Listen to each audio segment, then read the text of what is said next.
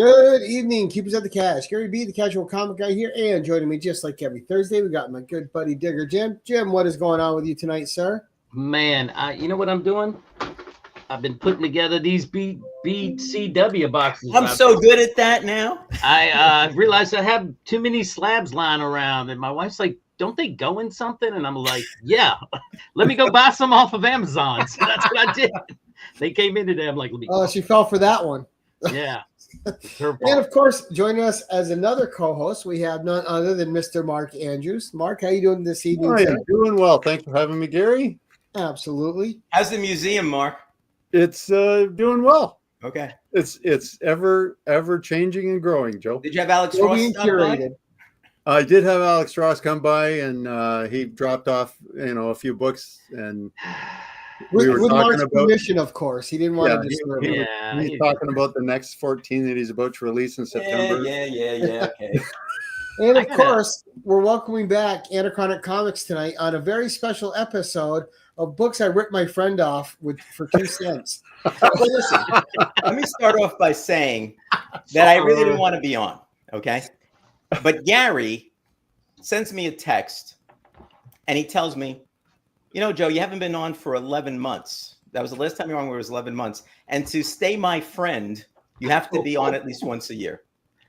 So I was forced I still to haven't go got on. the check, though. It's a two. Gary's friend. Yeah, blackmail. That's right, Roger. It's blackmail. Yeah, but one of Joe's appearances is worth at least 2 or 3 shows, right? That's right. That's true. So I shouldn't have to go on again for a while. Anyway. Right. But Joe, thanks for coming on tonight, sir, of course. And so this should be fun, though. We'll say hi to a couple people we've had jump in already. But, I mean, this is going to be fun. When you started out, I think people are going to like where this is going and what it's going to be. Steve White was the first in tonight, our Canadian brother there. Good evening, Steve. Jackson Roy Kirk already taking a shot at Joe, swinging for the kidneys right away. We have Mr. Chuck Hensey, 2 Cent Production here. You got that right, buddy. This should be an in there, yeah. Roger, who I have a show with tomorrow with him and Naman at 3 p.m. Eastern, where I'm just hosting, and they're showing bicentennial covers. Oh, nice. We have some good ones. Yep, and then we have Comic Cap Collectibles. Good evening, sir. Great to see you. And we got Jackson throwing more shade. And Roger with the blackmail. John's Comics with Kids. Thank you so much, sir. I appreciate it. Very kind of you. Brian LCS. Good evening, Brian. How you doing? Brian. Good nerds. Good evening. Great to see you here. Hope you guys are doing well and you're having a happy 4th, everybody. Yep. Okay. And with that, we are going to turn it over to Joe. As everyone else is getting their notifications and popping in, I will give them a quick tip of the hat. But for now, it's in Joe's closet. I can only talk for about a minute and a half before it's his time. So, okay. Yeah, we must relent. Joe, start us out, good sir. All right. The 3 Good Nerds is showing up on me, John. Yeah. Clear the Another space. movie competition, yeah. Okay, well, I told you that. Before I start, I just want to show one book, and this is about my friend John. My friend John and I have known each other since we were infants because our mothers used to wheel us to the park and meet at the park together. Right. I became really good friends with him probably around 2nd grade, I'd say. And there's a whole big story with that, which I won't get into. But we became fast friends basically because we loved comic books and James Bond. Up until maybe a few years ago, we watched every time a James Bond movie came out, we went to see it together. So it was, it's a friendship that's lasted for a very long time. He lives pretty far away now, so we see each other infrequently. But it's really, just kind of goes on and on. We're like family. He was like my brother, still my brother. So on one of my shows, I showed a DC book. So this is my first book, but it's not a 2 cents book. Okay. And I showed this book, and I said, gee, I don't know where I got this book, but I'm so happy I have it. It's not in great shape, but whatever else. So John calls me up. He says, "You son of a bitch! I gave you that book." So I thought I should show it because I didn't give him credit on that show. So I want to show it here. But this book was a freebie before there were AOKs. This was kind of an AOK from John, Right. and it's Flash 23. All right. Come on. That's a pretty nice AOK, Joe. That's a nice AOK. It's got a piece missing up here. You know, I mean, Oh, you know, yet you should just send that my way. Don't even worry about it. Yeah, like That's so, trash. I mean, this is one of my favorite books. Yeah, it should be. And the reason for that basically is I'm out. it was the start of the multiverse, and it got me going on, you know, the golden age heroes. This is from 1961, right? And so I was 10 years old, I guess. And so part of this was just got me involved in saying, oh, what are these other heroes that were here? How's this work? And all that, which really got me involved with the Justice League because multiple heroes. And then when they had the crossovers, I was in heaven. You know? Oh, yeah. So this is a really important book for me, really nice book. Thank you, John. I'm giving you credit now for giving me this book. Okay? Good man, that John. yeah. Always liked him. You always like that man, John, huh? All right. I have to say that I have a brother. Now, how many times have you read that one, Joe? I've read it a few times. Yeah, nice. I read it most recently, probably about 2 years ago. You know, But There's it's just some one of books- those returning favorites. Is I guess. is Well, what I was because getting it's at. just so. I mean, Gardner Fox wrote it, and I loved Gardner Fox. I still have some of his science fiction books downstairs. I think he wrote some paperbacks, and so it was just. I mean, he's a great writer. And the key about this, I don't know if you've read that story recently, but you know, the story is really quick. The story is that Flash, and this is before his girlfriend, his girlfriend didn't know that he was the Flash, and she is a teacher. She's supposed to have a magician come, but the magician shouldn't show up. So Barry says, I think I can get the Flash to show up. So the Flash shows up, and of course, using his super speed, he's doing what looks like magic tricks. And he starts to do something where he's going to disappear, and he starts vibrating, but he vibrates at a certain rate that he ends up somewhere else. He doesn't know where it is, but it looks familiar to him, you know? Then he realizes he's in Keystone City.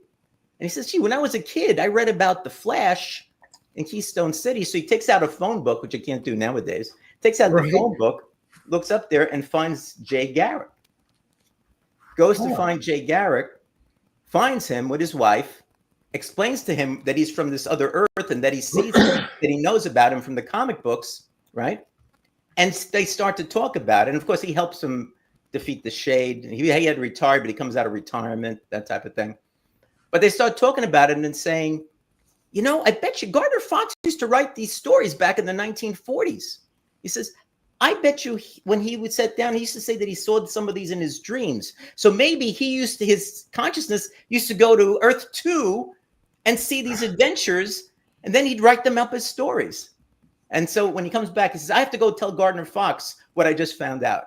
So it was almost kind of like fourth wall type of stuff. Not really, but it was kind of cool, you know, to see that. It was just such a great, you know, kind of like method to get that done that Fox wrote to kind of get himself in the story and say, hey, here's why I wrote those stories, because it really just happened, but it was on a different Earth. I mean, what a fantastic story that was. Right. And still resonates today, right? It is.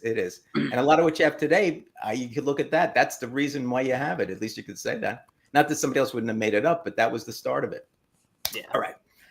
So I told Gary that I was going to do things a little differently. Surprise. The story is supposed to be towards the end, one of the last two books, right? Story and a book that you think might be a spec pick. So I told him, no, I'm going to tell the story in the beginning because the whole point of this is the story. We know about John, but what happened and how did I buy the following books you're going to see for 2 cents each? All right. Basically, the books are X-Men, Avengers, and Fantastic Four. All right. Back in the day, I was a super big Marvel fan. I'd say more so than DC. I mean, I loved my Superman, my Batman, my Justice League, but I loved especially the Fantastic Four and the Avengers as well, and Spider-Man eventually, not in the beginning. I didn't know Spider-Man until someone told me, hey, you got to try this guy Spider-Man. I said, okay.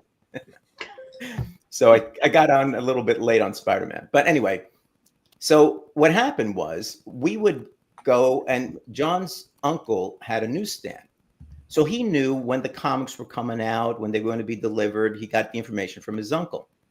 But I still remember sometimes going to the candy store, you know, and waiting there for the truck to come because the new Batman annual was coming out. So he was basically, you know, my source of information. We would get the books, you know, buy, you know, if one was 10 cents, if we had $1, we'd each buy 10, 12 cents. We could only buy, 7 or something like, or 8. So we get the books and we go and we sit down on the stoop in my apartment building and we'd read them and, you know, trade them to each other and whatever else. So what happened was when we graduated grammar school and went to high school, John's mother told him that now he was older and shouldn't be reading comic books anymore and needs to get rid of his comic books.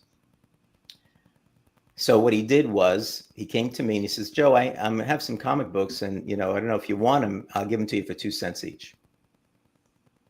So I looked to see what money I had because I had much money, and I bought a bunch of books from him.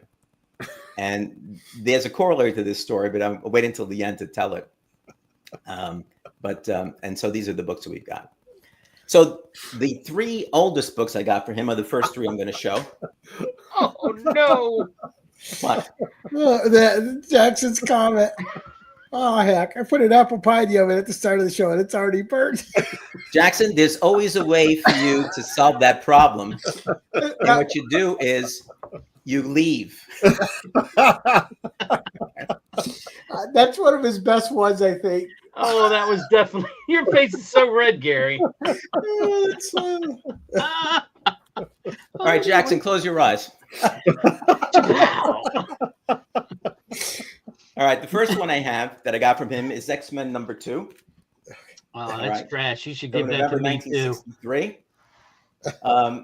It's the second team appearance of the X-Men, obviously, and the second appearance of Cyclops, Marvel Girl, Iceman, Professor X, Angel, Beast. The team Gave one up, but anyway. So it's in decent shape, you know. So X-Men #2. The same first Avengers that I got from him was Avengers #2. Cool. Right? This is from March of 1964. Did he not believe in number ones? Yeah, he didn't like it that much. I'll tell you that at the end of to show you the next one. Okay. Oh man. I'm afraid to continue with the story because Jackson may burn it out of the pot. Who is that? Who is the bad guy on the front of that? Geez, what was it? Is it the Van? No, the Space Phantom. Some of the bad guys were kind of weird. Yeah, I've never even seen that cover. You know, everybody always shows #1, so that's interesting. Yeah.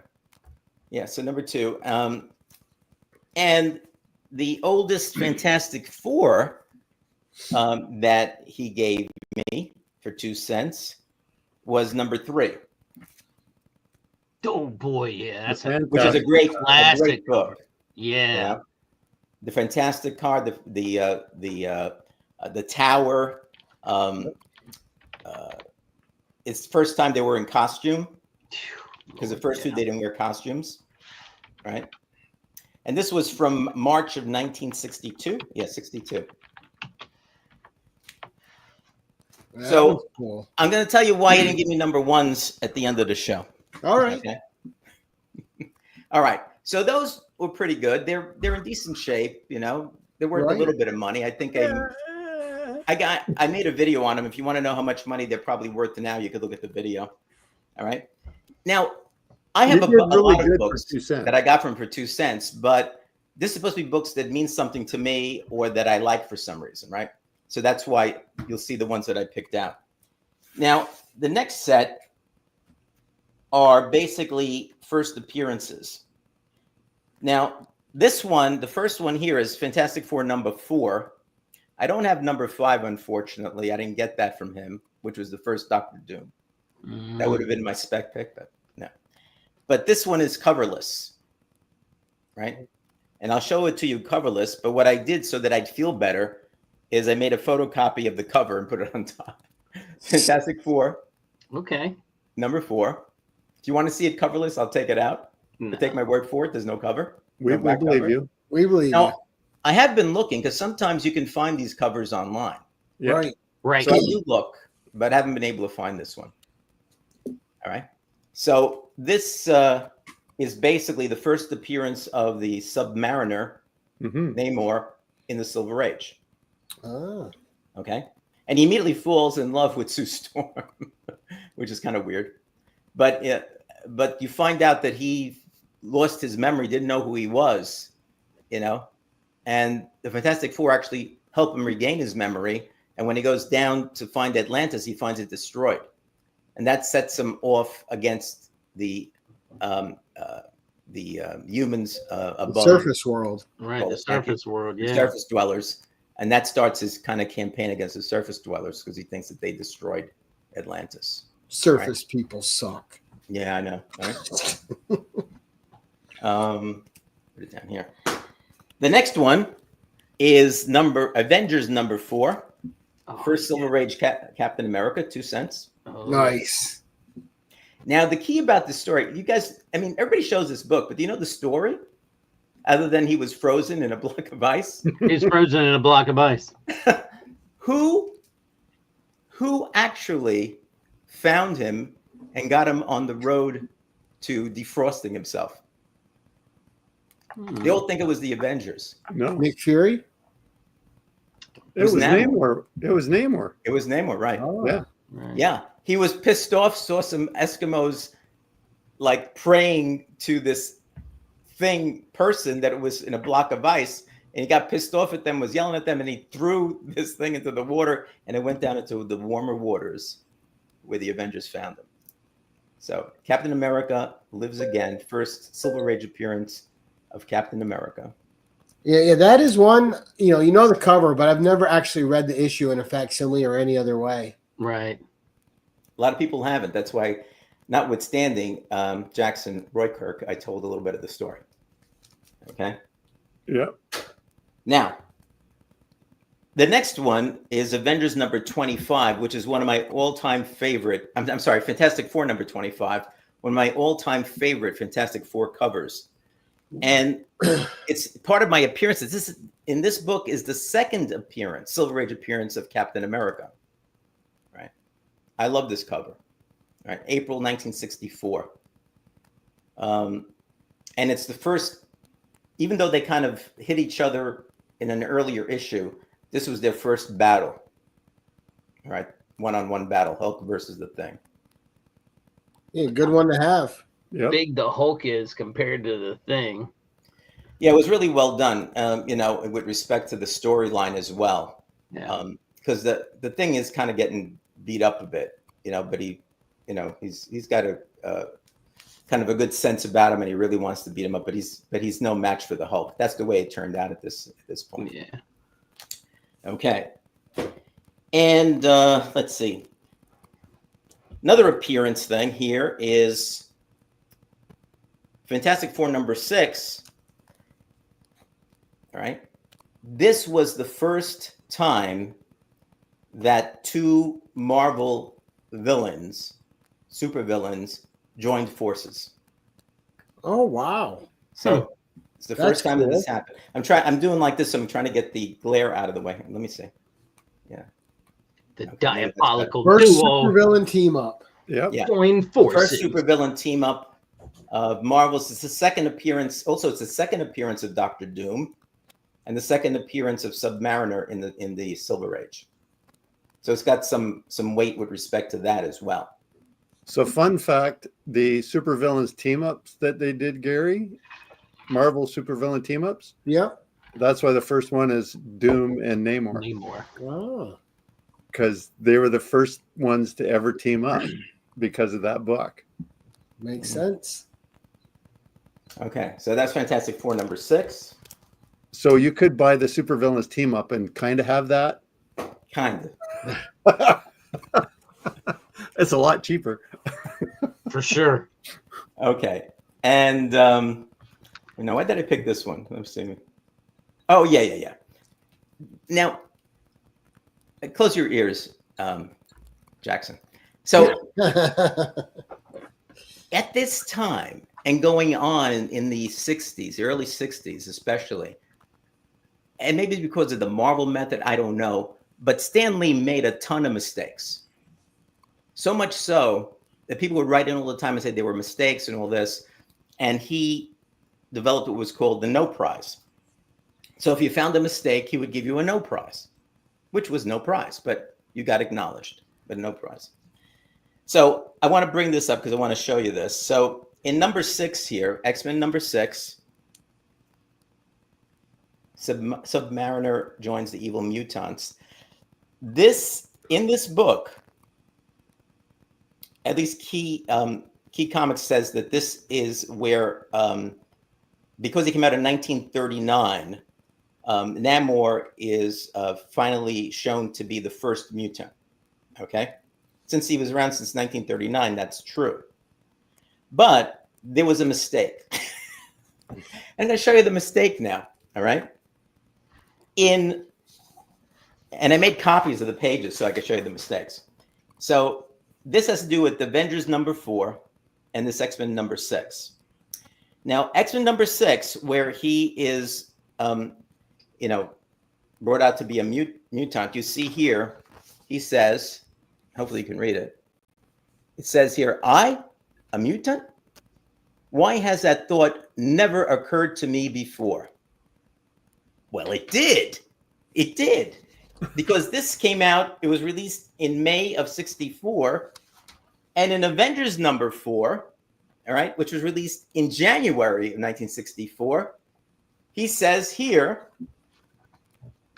right here, he says, I am still the most powerful mutant. So obviously he knew it beforehand. Now, there was no prizes then, so I didn't bother talking about it. But I always remembered that there was a mistake there, and that was it. He knew about it before that.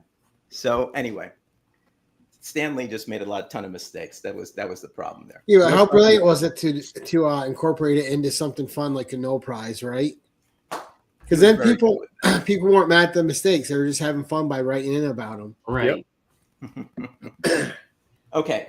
Now the next set of books are books that I like because of some quirky stuff that just for me makes it worthwhile. Exactly.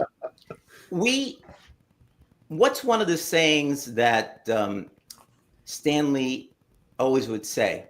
Excelsior. Well, and what's another one? Enough said. Enough said.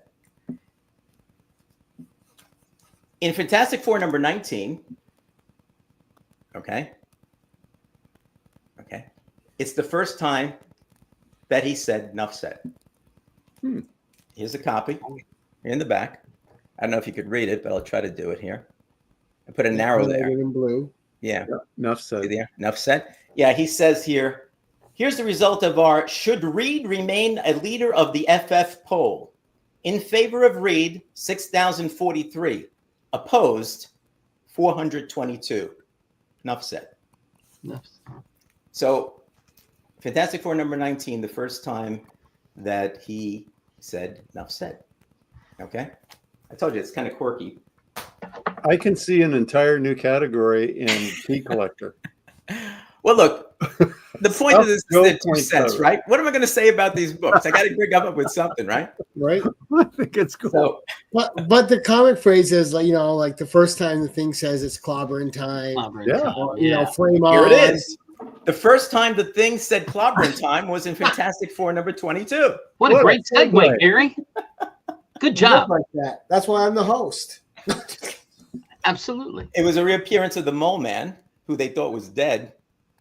And this is also a book where Sue Storm got her other powers, where, she had like the force field.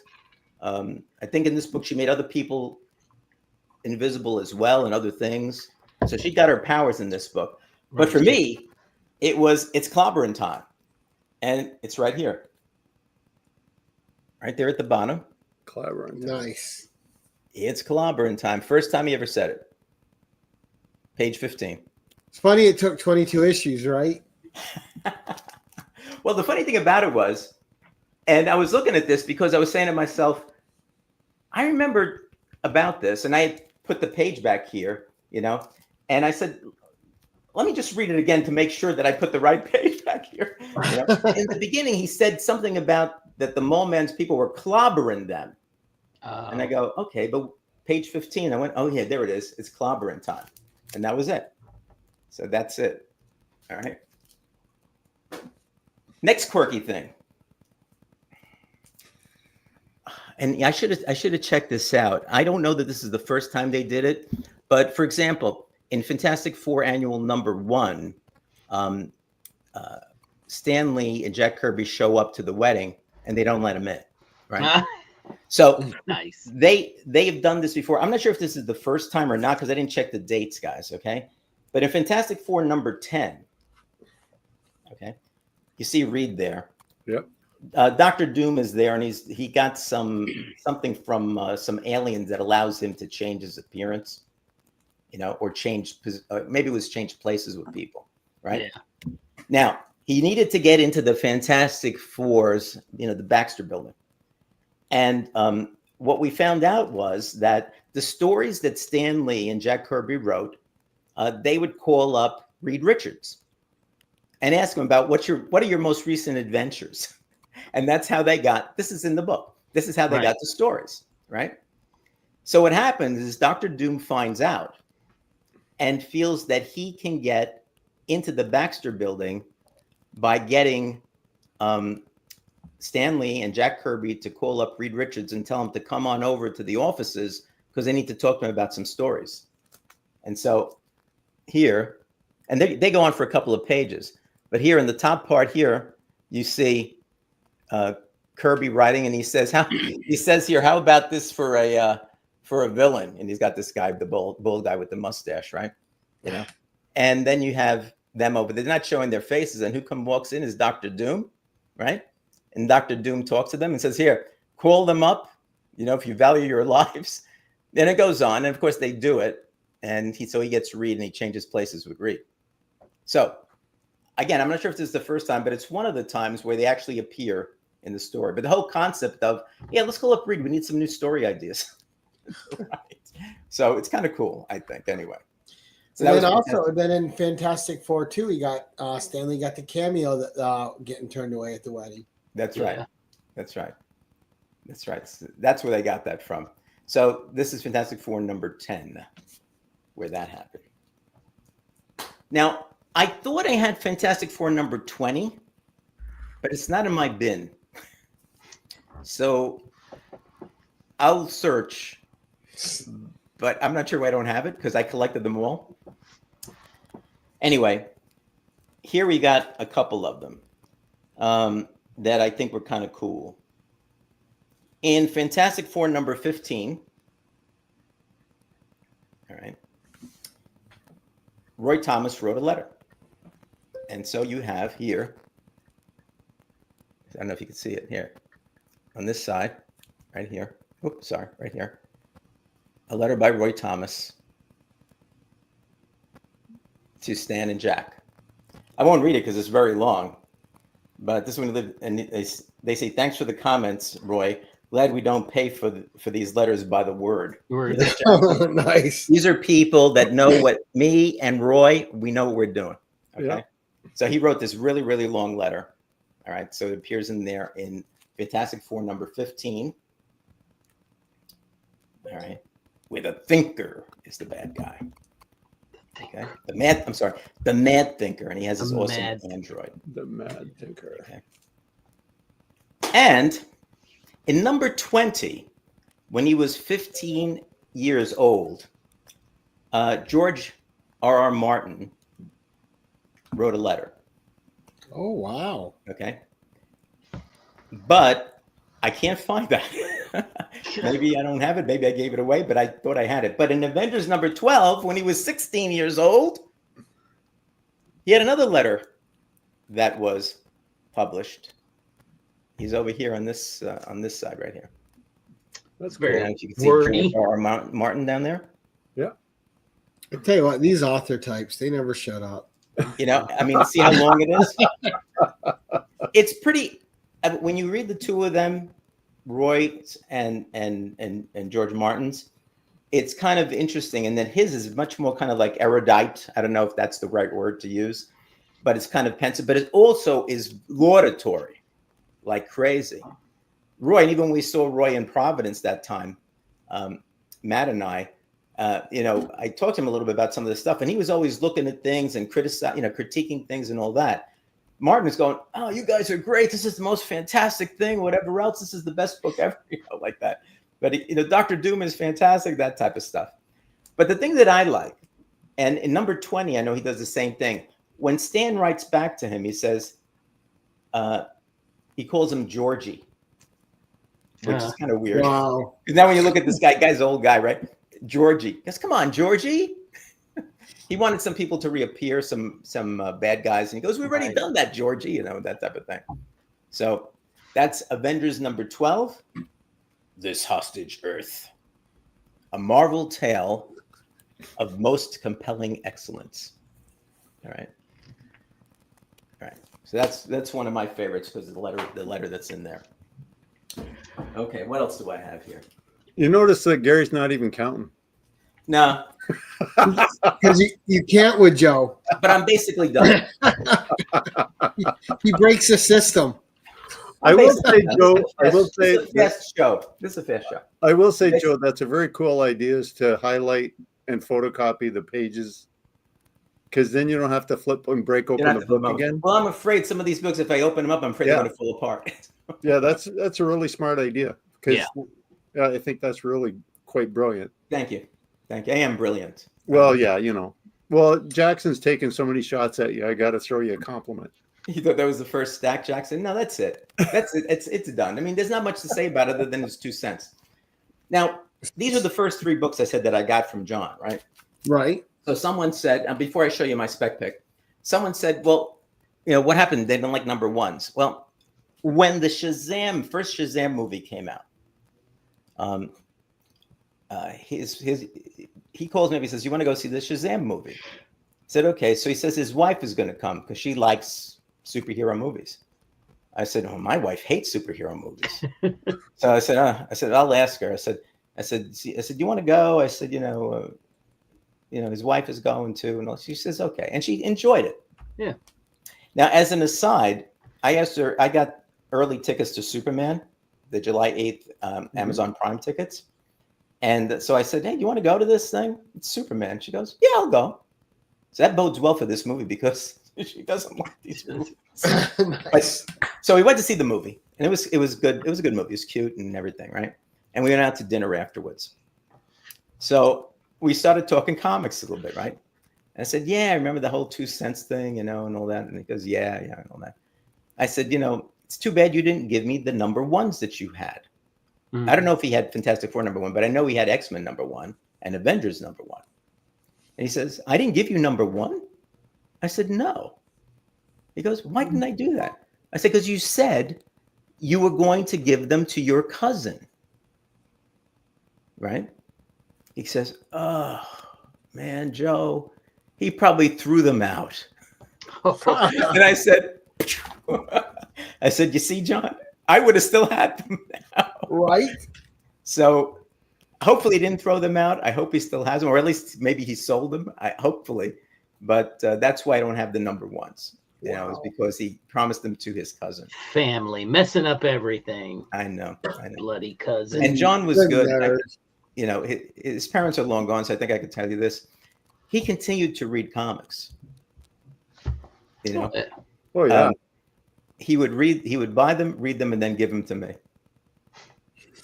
So some of the treasuries I have, I got from him. Oh, yeah. Right. Some of the other comic books I have, I got from him because he wanted to continue reading them. And so when he would buy some, he would just say, "Joe, here you go, take them." Before his mom saw him, right? Before his mom saw him, right. Because it'll rot your mind. People thought differently in those days. And of course, these are all not in the greatest of shape, but like I always tell people, I said, mine were stacked by the window like this. Yeah, and you read them. Yeah, and we read them, and read them, and boards didn't exist, whatever. Okay, so now my spec pick. My spec pick has to do with the fact that the X-Men are arriving in the MCU. Right? Mm-hmm. So I do have number 3. I forget which one was the first Magneto.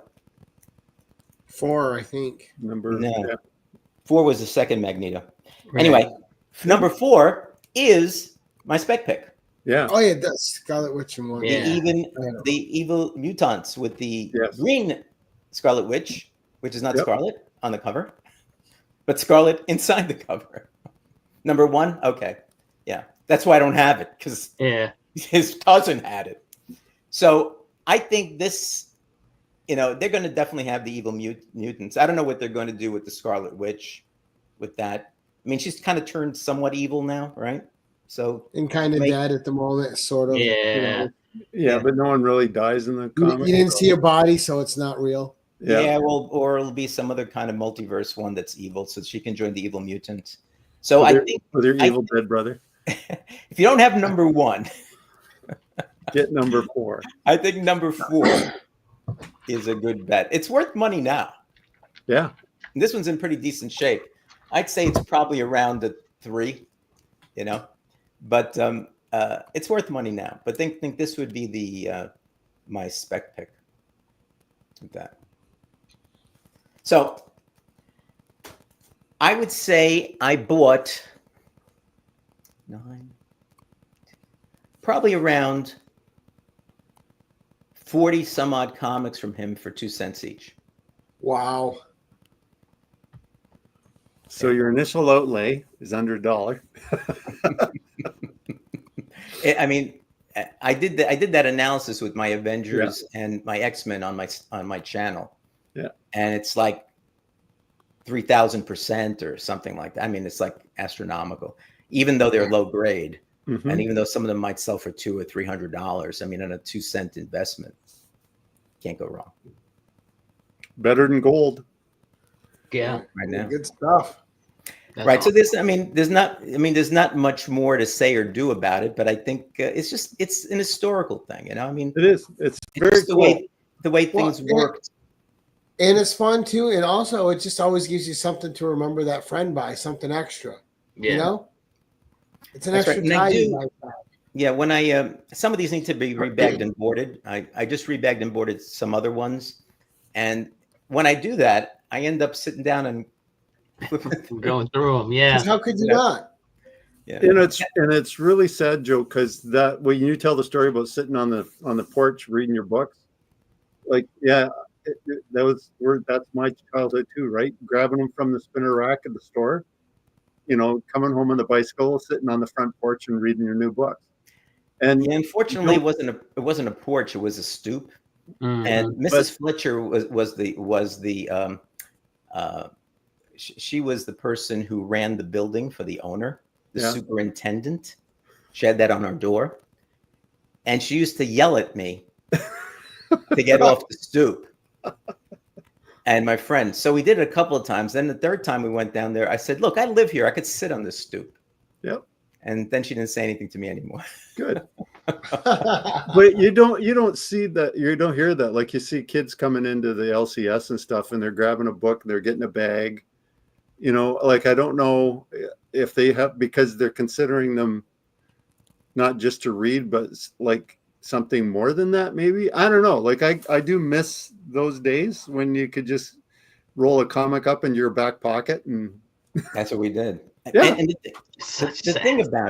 the thing about it is also now, and I don't begrudge it because I do some of it myself.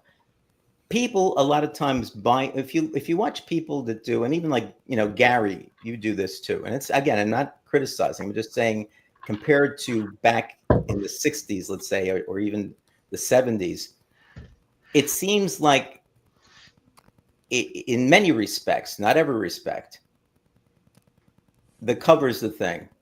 Yeah. And then people say, and the story is good too. I really like the story. You know, that wasn't the case back then.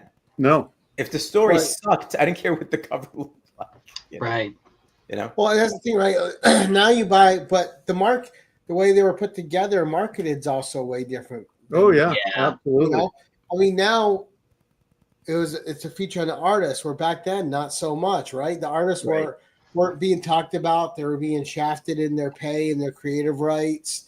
Mhm. You know, now artists are a thing. So now, you know, I'm an avid reader. I buy my books that are just for that I want to read, and I make sure I have the A covers. But then you see, I also buy variant covers just because I love that artist. Right. Yep. So I mean, just the way you collect now is different. Yeah. Oh, yeah, For me, absolutely. though, I was always like a take care of my stuff type of guy. Because like when I was young, I've always read novels, but I used to hate when you get like that crease in the spine of a novel. Oh yeah. It was yeah, always yeah. kind of so Gary I would read novels not even open all the way. Right. Still do. I don't open them all the way. I don't want to break the spine. It's like eye strain, Gary. It's eye strain. Eye strain. You probably tackled and beat people up who dog-eared the page to keep where they're.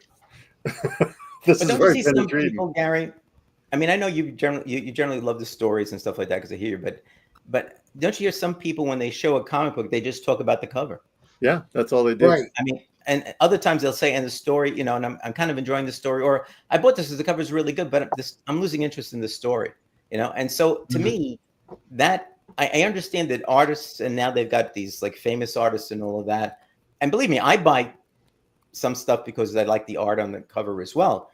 But I don't buy it because I want to read it. I buy it because of the art on the cover. But that's such a distinction, Yeah. such a difference from the way It things is. used to be. It is. It's weird too. It's kind of why I do a couple different shows like that. For like my Savage Saturdays, it's about the stories. Right. Yep. And when I do retro cover rewind, that's for the people that like covers.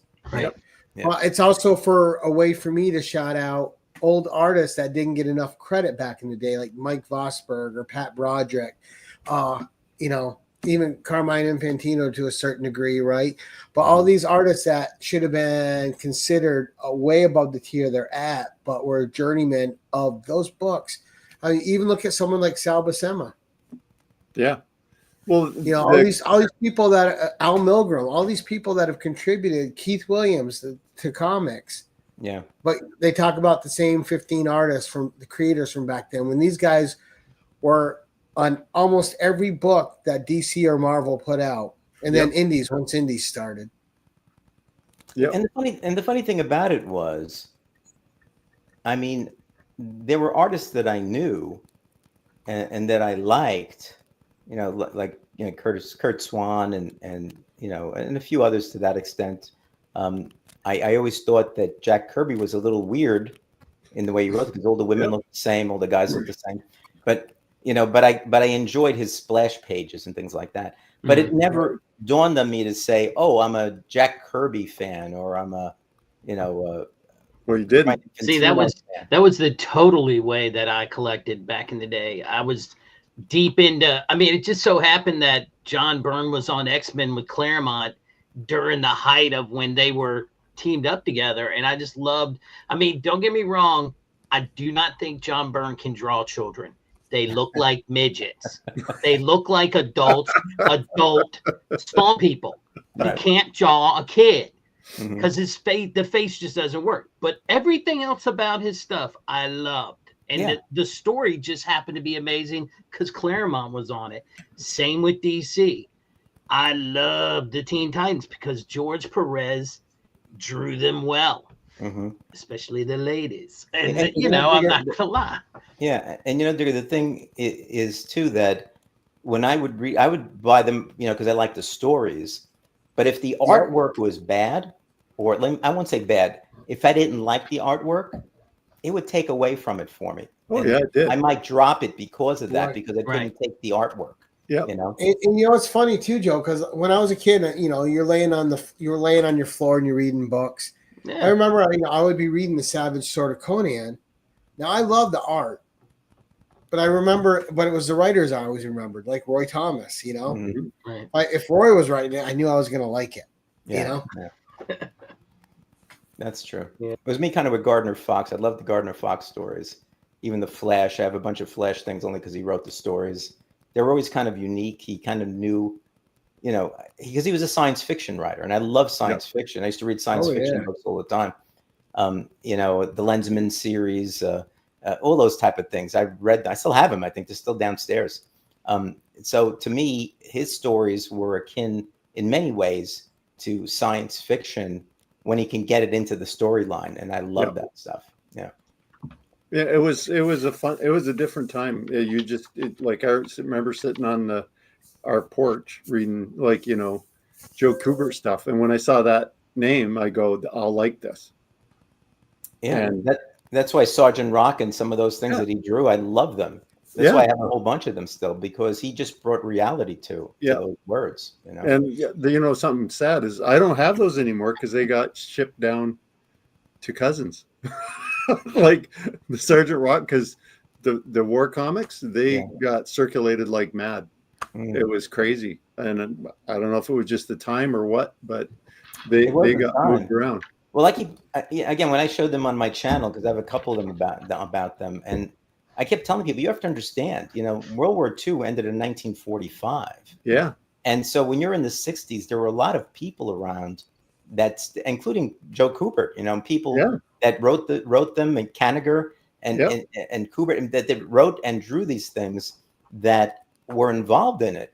And people were not that far away. Now, I wasn't born during that time, you know, but a lot of people around me were, and I heard about it all the time. Yeah. So to me, it was kind of, from an historical perspective, a big deal. And having someone like Robert Kanigher and, you know, writing these things, and having Joe Kubert drawing them, who knew about these things, were involved with them back in the war and so forth, just made them so much more real. Yeah. You know? And I ate them up. I really just love them all. And I think that's why those books, they circulated with my family and my cousins, because the same thing. Like I had uncles who fought in World War II, and I had an uncle who fought in World War One. Wow. It was like, so it was, you know, it was part of it. Anyways, it was a different time, but that story, you sitting on the stoop, you know, it just brings back a different lost eras in comics, right? With war stories and Westerns where they were just so prominent. I did want to tell both of you though, Mark and Joe, and even Jackson Roykirk in the chat, because I know you guys are big Star Trek fans and big sci-fi fans, but there's a new series coming out called Star Trek: The Last Starship, where they're actually resurrecting the original Kirk, the continuity Kirk, not a clone or anything. They're bringing the original Kirk back and resurrecting him somehow to help them. Yeah. So I thought that was a neat concept. It is. But I just got the ash can for that today, Gary, so I haven't read it yet. Oh, you did? So Mark was already on it. Oh, wow. Yeah, I'd heard about it. I hadn't done anything with it yet. But the thing is, like, even the Star Trek, not to get off topic, but Star Trek movies, a lot of people didn't like Generations, you know, because of the nature of the story. But I loved it because Kirk was there. And at the end, when he dies at the end to save the universe again, you know, and Picard is saying, oh, yeah, Kirk says, yeah, but it was fun. I forgot that it was so fantastic. Yeah. I like that movie too. Yeah, I like all those. Listen, William Shatner is one of those actors. He's got the charisma. He's fun to watch. And you can't deny he's got a presence when he's there. I saw him at the New York Comic Con that October before he went up in space. Wow. And so I went there. I stayed purposely at night. He was on at like 8 o'clock on the stage. And it's funny, his handler came out and he says, well, he might take questions, but he might not. So he'll let you know if he wants to answer any questions. So please don't shout out anything. I said to myself, okay, you know. And so he got up there and he just talked for about 35, 40 minutes. It was very entertaining. He had us laughing about stuff and told some background things and so forth. And then he said, have a great time. And he left. He talked about couldn't wait to go up into space and all that. So, I mean, he's just at his age to be able to do all that stuff is just amazing. Just amazing. Yep. He's an interesting cat. Oh yeah. All right, let's go around the horn. Jim, we're gonna start with you, sir. What's coming up for you?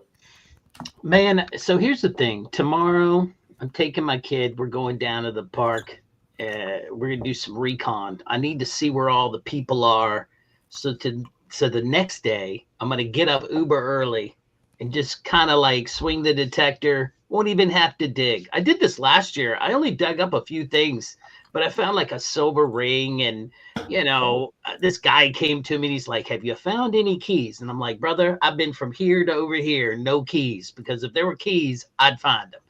And just pick up and see what people drop, because some of these people get hammered and they just lose all kinds of stuff. I mean, it's just really I can just funny. see Jim following an actual live drunk person, just With his metal detector. Jim, He's not dropping it fast enough. Whack! Yeah, Jim, it's too bad that detector of yours can't find an X-Men #1 for me. That would be I know. I wish it would. But yeah, that's and then I might jump in on if Simon does anything, because he's Australian, so he'll have his show, and I might be on Legions tomorrow if he does something in the morning, because I really want to pick his brain. I went and saw the Jurassic Park or Jurassic World, whatever it was. I watched the dinosaur movie this morning. It was pretty good. It was okay. He's big on that stuff. Well, Yeah. it looks fun. Plus, I mean, it's got ScarJo in it, so. Oh yeah, that's 90% of why I went to it. Are you kidding me? I was hoping there'd be like good scenes where she accidentally had to like do the bikini thing or something, but that didn't happen. Well, that's a sequel. ScarJo, Bikini Dinosaur Fighter. Yeah. I was hoping she'd be like all decked out like Rogue, from the X-Men Savage Land. Oh, Mark, anything coming up for you, sir? Well, anything coming up for me would be his call and your call. So I think, Joe, we probably will do maybe an espresso mail call, but yeah, we should do one. It all will depend on if I'm moving or not during that time. But if not, it'll be towards the end of the month. Maybe at the end of the month, I'll be doing an espresso mail call with Joe, and in August, I think I'm doing a show with you. You are on the 5th. I already forgot the theme too. Oh, Alex Ross, it's right behind him. No, well, it's not. I forgot what it was. He told me. Oh, come on! It's records. It's LPs. Oh, Frazetta. Frank Frazetta's LP covers. Nice. Yeah, so that'll be a fun one. Joe, before we get to me, what's coming up for you? Well, I might be doing a comics my mom lets me keep for Monday. I've been looking through my box, which is getting smaller and smaller, of books I haven't shown, and so I think I might do one of those. Also, the DC Watch guys, and we have not done anything for like 2 years. Waiting for Gunn to come in and do something. We actually recorded a show the other day. Wow. That Pretty Fly, he's in LA and has all this great equipment and all that, is editing right now. It's basically our expectations with respect to the Superman movie, and so hopefully he'll get that done soon, so we could show it before the Superman movie comes out. And then after that, we're all going to watch Superman as soon as we can. We don't rush these things, because someone like Dave Bratton usually watches it 2 or 3 times if he likes it, and so we'll come back with something where we're going to give our opinions on that afterwards. Other than that, I got a few other things in the hopper, but I don't know exactly when or how I'm going to get them done, so I'm not going to mention them right now. Okay. Well, for me, next, as I mentioned earlier, tomorrow night or tomorrow afternoon at 3 p.m., we got bicentennial covers with Naman and Roger Metarog, so that'll be fun. Those 2 guys are always a hoot. They're always great. 2 of the nicest people in the community, too. Then next week on the 8th, on Tuesday, we have John Burgess, the Autograph Fisherman, but he's coming on to do a History 1011 because he also runs a history channel. So we're going to promote that, and we're going to do a History 1011 with him. And then on Thursday, we have Dom coming back, who I work with here locally, doing another toy 10-1-1. Oh, yeah. This time he's talking toy photography. Oh, nice. His first show was really good. I enjoyed it. Yeah, so he's coming back on, and so that'll be fun. I think for now, that's about it. I do want to shout out. It is July 3rd. There's 2 birthdays, so I want to say happy birthday to Small Town Collectibles, Jimmy the Don, and to the one and only Mr. Chip Getler, who owns YouTube. So, so happy birthday to Jimmy the Don and Chip Getler, 2 great people. And of course, I want to make them point some more. Someone at co-host has a birthday too. I'm trying to remember. It's Stigger Jim. Oh, That's right. The month of July is famous people. Okay, me, Chip Getler. I mean, come on. Let's just let it go. Jim couldn't let me get to him naturally. It was so funny. I couldn't. I was like, he's gonna forget me. It wasn't, but I've had that happen before. Okay, people. Not here, but with another show. I was on. I was like, I think you hit a nerve.